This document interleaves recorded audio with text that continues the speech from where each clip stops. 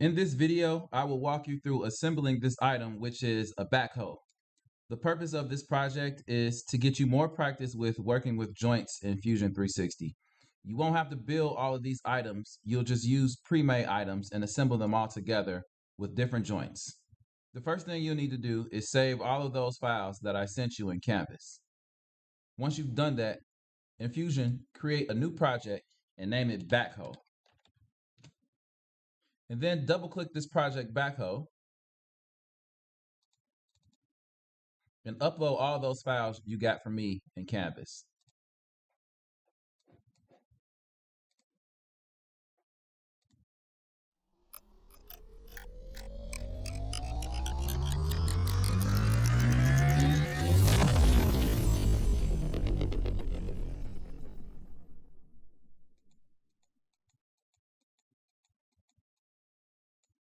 Once you're done uploading all the files, create a new blank design. Use a hybrid design. And before doing anything in this design, save it as everything together. And notice it's being saved in the Backhoe directory. It's in this design everything together that we'll drag all of these different items in to assemble them together. The first item we'll drag in is the one item on this object that doesn't move, which is the fixed joint, this cylinder here. It's the one object that's stuck in place or grounded to the parent. So drag the fixed joint onto the screen. Once you do that, you'll see an option to ground it to the parent. Yes, you want to ground this to the parent. That means make it so that it cannot move. This needs to be the only object that cannot move. The next object we'll drag in is the fixed arm, the object that is connected to the fixed joint. So drag in the fixed arm.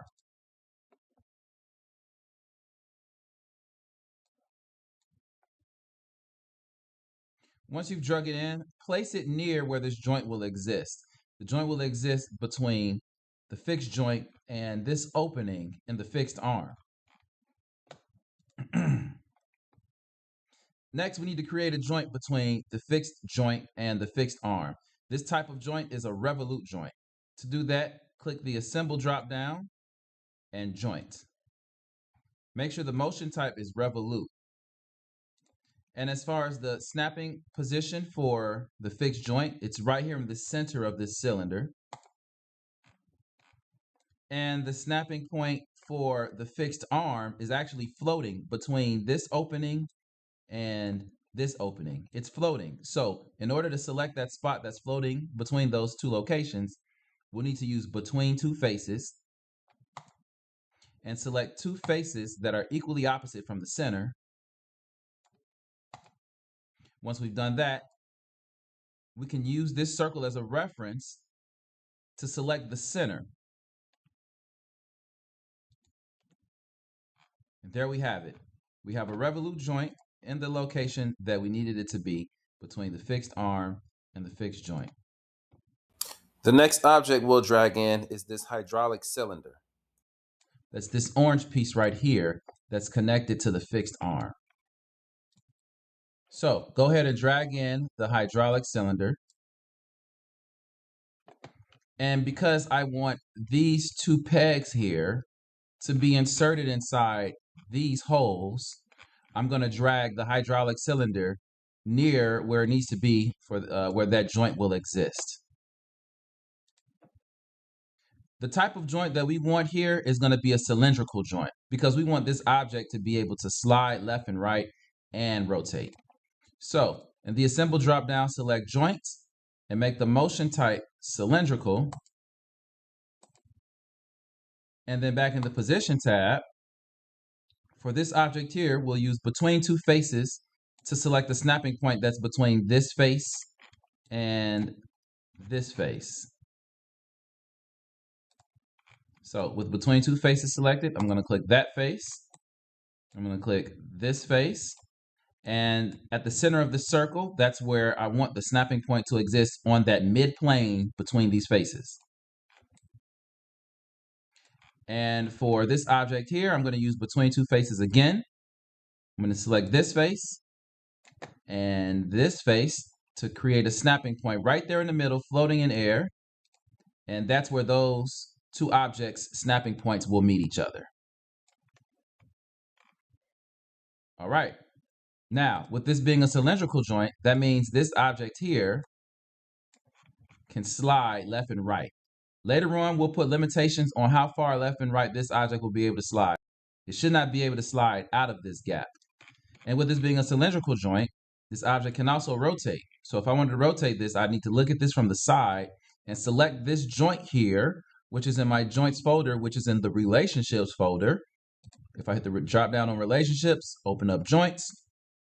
One of these two joints, it's the cylindrical joint. Here it is. That's why I turned dark blue.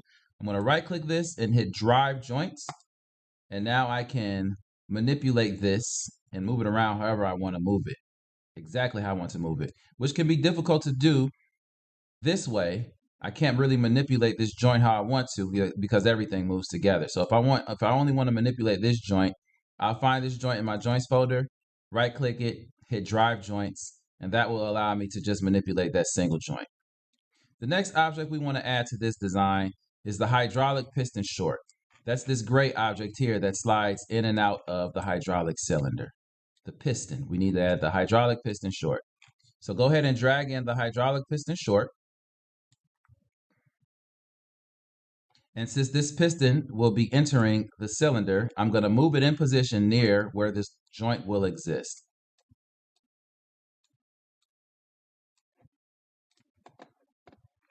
And with the piston in place, we're going to create a new joint, and this will be a slider joint. The motion type needs to be slider. The position for the snapping point on the piston is in the center of this pole. And make sure the snapping point is orientated like you see on my screen. And the position of the snapping point for the cylinder, you'll need to move the mouse to this opening and click the center of the hole. You need to see the inside of this opening highlight, just like you see on my screen. And that puts the piston where it needs to be. And that's a slider joint, meaning this thing can slide in and out. The next object we need to add is the moving arm. That's this big piece right here in front that's connected to the fixed arm. The moving arm is what we need to add. So go ahead and drag in the moving arm.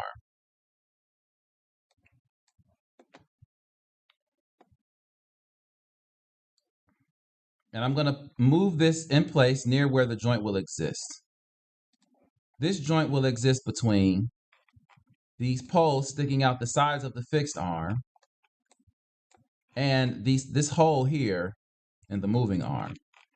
The snapping point for this object will be directly between these poles in the center and also in the center of this circle. The snapping point for the moving arm will be between this hole and this hole, between them, right in the center of that circle. And this is a revolute joint. So let's make this revolute joint. Motion type, revolute. And the snapping point for this object, since it's going to be floating in air, I'm going to use between two faces. I'll select this face and that same face on the other side.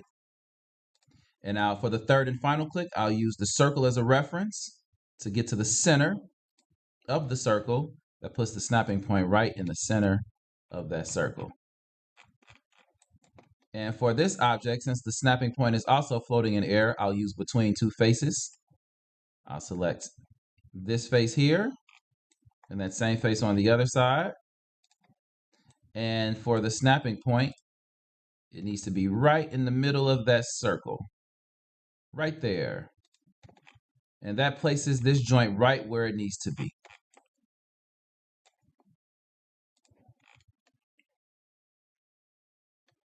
The next joint we'll create will be a cylindrical joint between the head of the piston, this hole here, and this pole on the back of the moving arm.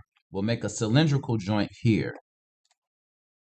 So assemble a new joint, make sure the motion type is cylindrical, and the snapping position for the inside of this piston, if I put my mouse here and hold control, I can select that triangle right there, which is the center, the snapping point that I want to select. You could have used between two faces to get there too. And for this pole, I'm just going to put my mouse here and select that snapping point at the center of this pole. And that creates the joint as we need it to be. All right. Again, this is a cylindrical joint, which means this joint has the ability to rotate and slide. We'll need to put limits on that sliding later because this should not be able to do that.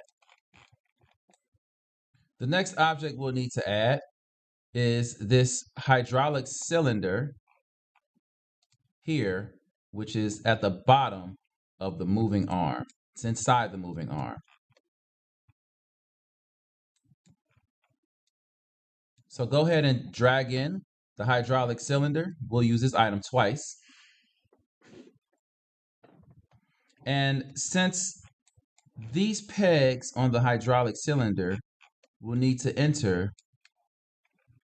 these holes at the bottom of the moving arm, I'm going to move the hydraulic cylinder near where that joint will exist.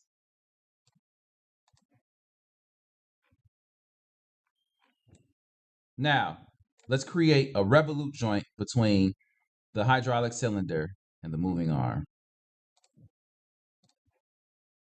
Motion type revolute. And the snapping point for this object, I will use between two faces to select.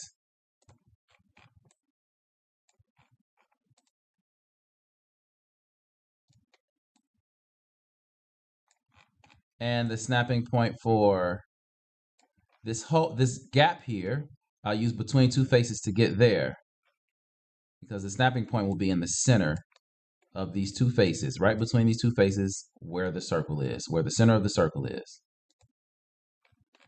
And that puts the hydraulic cylinder where it needs to be.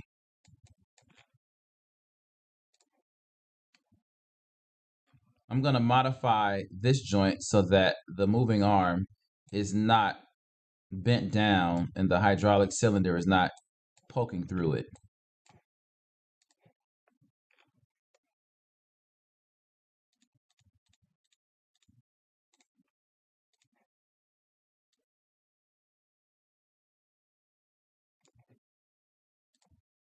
The next object we'll need to add is this hydraulic piston long, which is inserted into the hydraulic cylinder we just added. We need to add this gray piston. So insert the hydraulic piston long,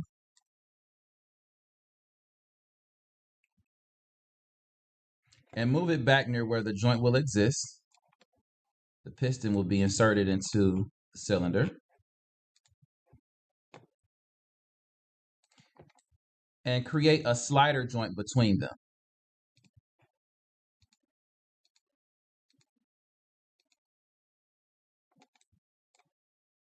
For the piston, I will select the center. And for the cylinder, I will move my mouse to the opening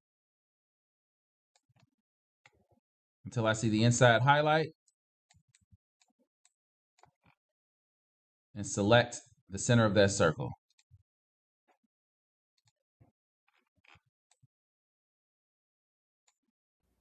Next, we'll bring in our bucket, which is this black thing, and the bucket joint, which is the part the bucket is connected to.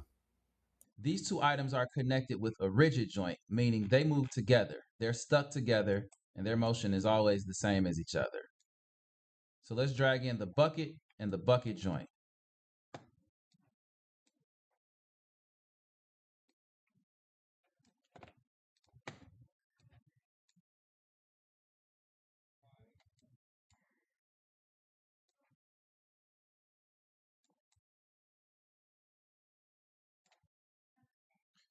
Now I'm going to move the bucket to the side a little bit because I need to be able to see this surface clearly. I need to be able to see that surface clearly, because when we make this joint between the bucket and the bucket joint, we're going to make a rigid joint. And this rigid joint will exist right here at the center of this line. The snapping point will be here. And on the bucket joint, the snapping point will be on this top surface here at the center of this top line. That's where the snapping points will be. So let's go ahead and make a new joint. And the motion type will be rigid. And the position for the snapping point for the bucket is right here in the center of this line. Oh, but you'll notice the snapping point is not orientated flat to this surface. You see how the snapping point is orientated now? I need the snapping point to be orientated this way, right here in the middle of this line. Otherwise, these objects will link together sideways. So, in order for me to get a snapping point here that's facing this way, I'm going to have to create a sketch on this surface in this component. So let's cancel the joint. And we'll need to create a sketch on this surface of the bucket. But notice the bucket is currently linked to its original file. For me to edit this component and make a sketch in it, I'll need to break this link. So right-click the bucket and then click Break Link. Now I can make edits to this bucket right here in this design. Before I add this sketch on this surface of the bucket, I want you to make the bucket the active component so that the sketch that gets added into this component. So hit the checkbox next to bucket. You'll notice everything else grays out because now the bucket is the active component, and the sketch that I'm going to add will be added into this component. It won't be added into the sketches folder that's inside of everything together. It will be added into this component. Now create a new sketch on this surface.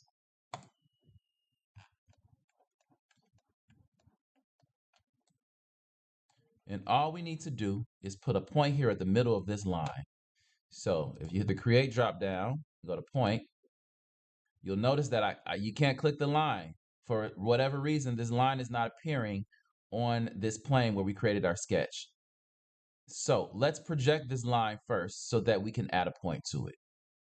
Hit the create drop down, then project include, and then project.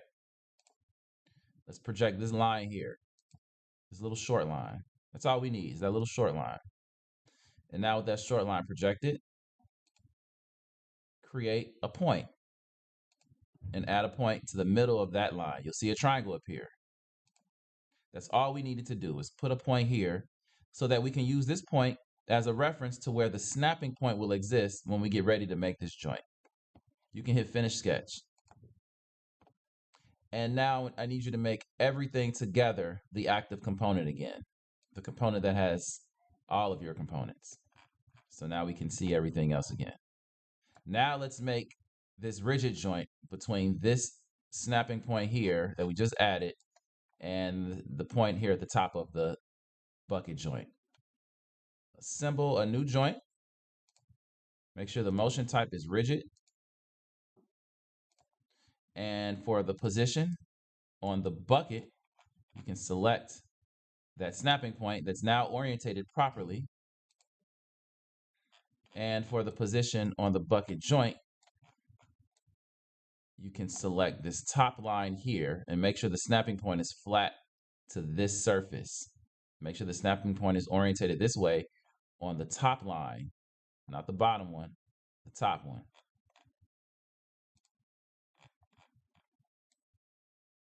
And what you should end up with is something that looks like this. And because this is a rigid joint, they move together. They're stuck together. The next joint we'll create is a revolute joint here between the bucket joint and the moving arm. We need to create this revolute joint right here between those two objects. Again, that's between the outside of this peg here. So these two outside parts here will need to be inserted inside of this opening. It's going to be a revolute joint. I want the snapping point to exist right in the middle of this pole. So create a new joint. Make sure the motion type is revolute. For this pole here, you can just select the center of it in simple mode. But for the bucket joint, you'll need to use between two faces to select the snapping point that's between these two holes. So I'll select this as one of my faces, select that as one of my faces, and then the center of this circle will be the snapping point, and that puts that joint right where it needs to be.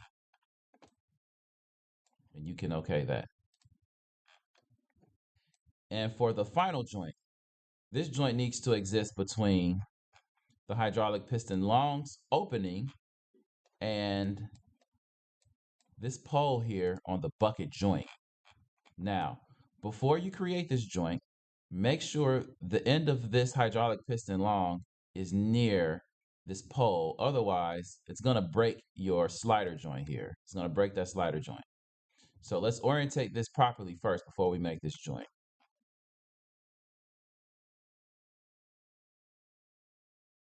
This is where that revolute joint exists that we'll need to drive to move this object. So let's find that revolute joint. Here it is. For me, it's revolute 6.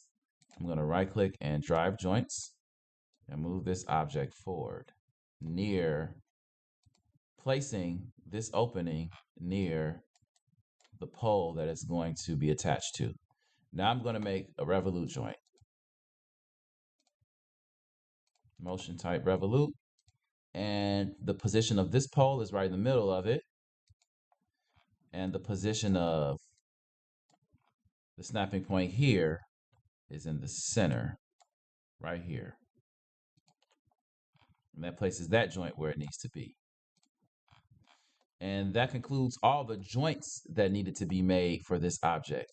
We have now completely assembled this object, but this object is currently able to bend in ways that it should not be able to bend in, and it can fold into itself. So we need to add limitations to the joints to prevent this object from being able to move in ways that it should not be able to move.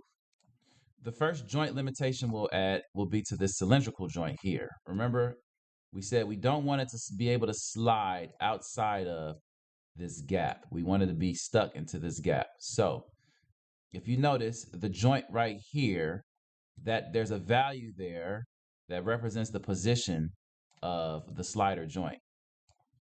Now I need to be able to see that value. So I'm going to find that joint. It's a cylindrical joint. There it is. And the position that I want this slider joint to not be able to slide out of is this far left position here, which is 0.104. I'm going to write that down. And negative 0.084. So now to set the limitations, I'm going to go to this joint here in my joints folder, and there's a downward arrow next to it. This is how you set the limitations to the joint. Click that downward arrow.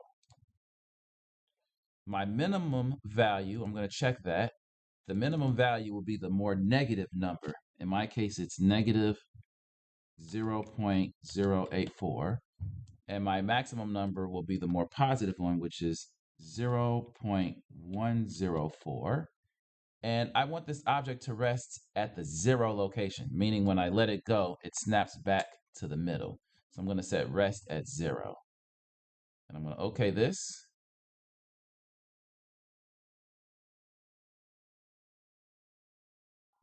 And I got an error, and that error is because I set those limitations on the wrong aspect of this cylindrical joint. I set these limitations on the rotational aspect of this joint when I should have set those limitations on the sliding aspect of this joint. Because remember, cylindrical joints can both slide and rotate. So I'm going to turn those limitations off for the rotational aspect. I'm going to just uncheck those. I'm going to uncheck rest as well. And I'm going to go over to the slider aspect of this joint, and I'm going to set those same values for the limitations, with the minimum being negative 0.084 0.084.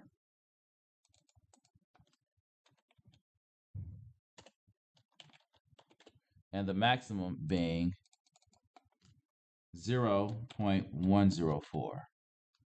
And I want the rest to be 0. I want it to rest at 0. And now if I hit OK, that gets rid of the error. And you'll notice that the cylindrical joint cannot slide beyond those two limits that I set. And when I let the mouse go, it bounces back to the 0 mark. So that's the first limitation we need to add. The next limitation we'll need to add is to this piston here, this gray piston. I don't want this to be able to slide beyond this. I don't want to see an opening here. So if I click and drag this piston, if you click and drag your piston, try and avoid that opening, and also sliding in the opposite direction. I would say near straight is a good enough of a position for this piston to be able to slide. So this is my slider joint, and slider 3 in particular. I'm okay with this being one of the values, 10.394, and sliding in the opposite direction.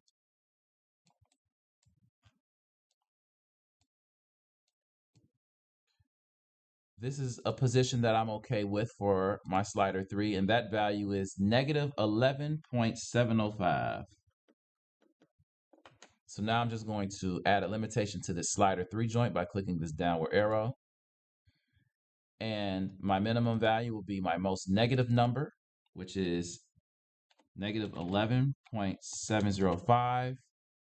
And the maximum will be the most positive number, 10.394. And I'm going to OK that. I'm not adding a rest position to this. I don't want this to bounce back. And so now setting those limits, I can no longer drag this piston beyond those 2 points. The last limitation I want to add is to this revolute joint here between the bucket joint and the moving arm. This revolute joint right here, which is revolute 9. I'm actually okay with its current position here. This is the furthest I want this joint to open, 37 degrees. But if you wanted to test this out, you can double click that joint and see what position makes you happy. Negative 37 makes me happy. So negative 37 will be one of my values. And I want this to go no further than negative 112. Negative 112. That's as far in as I want that bucket to go. Negative 112. All right. So now I'm going to add those limitations to this joint.